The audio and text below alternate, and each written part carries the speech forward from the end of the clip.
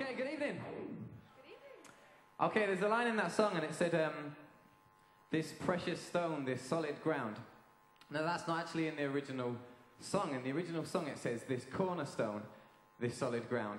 Now we've learned kind of in the past year in The Rock, Anthem's talking about how Jesus has been described as both a cornerstone and a precious stone.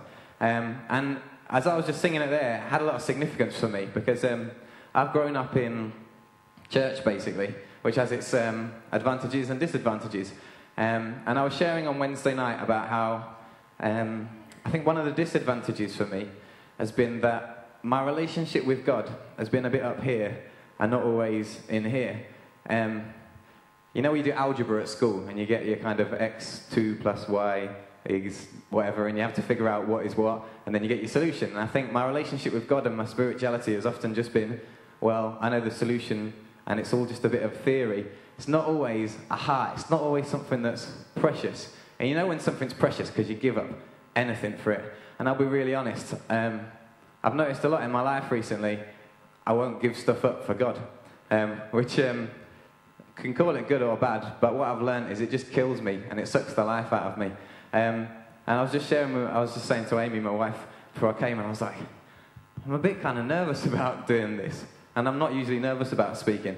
And I think what's made me a bit nervous is my whole life has been built on me trying to look good in front of people and making everybody, all of you, think that I'm all right. And I'm not all right. And I think that's probably one revolution, and one thing that's changed in my life is I can stand up here and say, do you know what, I'm a bit of a mess really, and there's a lot of stuff in my life that's not the way it should be. I'd know how to fool you all. I could fool you all in a second and make you think everything's all right. I'd tell you all the right words to make you think that I've got my life sorted. But it doesn't always mean that heart-wise I really value Jesus, who he is, and what he's done for me. On Wednesday I kind of was just sharing where I'm at with that and saying, I want to know Jesus. Like, when I think of Jesus, I just think of someone who is just so incredible, almost like I'm unworthy to get near him because I just think, it's just like, you know, like if you were in awe of someone who's amazingly famous that you've always looked up to. And I think what I'm learning is that God is not someone to run away from, like Chris was saying, hiding behind someone. Actually, someone who wants to get down on my level and say, Dan, just be yourself, you idiot. Just be yourself. I love you the way you are. You don't have to perform for me. And in fact, the word that's really helped me, I sat down after I'd said what I said on Wednesday, and I felt God just start to talk to me and just say, basically, who he was to me. Like, do you know what, Dan? I'm the lover of your soul. I absolutely love you. Forget what you are. At the moment, that's just not important. Just think about who I am. Because actually, the only thing you need to worry about is that you are mine. And one of the words in the song we just sang was, I am his and he is mine. And I'm going to sing a song for you in a minute. It's called I Am Yours. And in the chorus it says, I am yours, but today I come to say that you are mine. And I suppose I'm kind of in the middle of my revolution. I kind of know where I want to be in my life and how I want to be. But at the moment I'm on the process of trying to put that in place.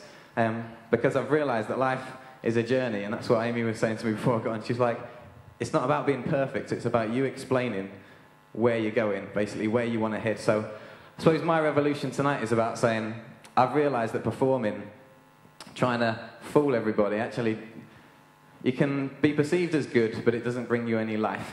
And that's what I've really learned. And I want life. I want to live my life to the full. And I want to know who God is for me. And I think the primary thing with that is me saying, do you know what, I belong to you, I'm yours, and that's settled. But I've come today to say that you're mine. You're my God. You're my saviour. You're my friend.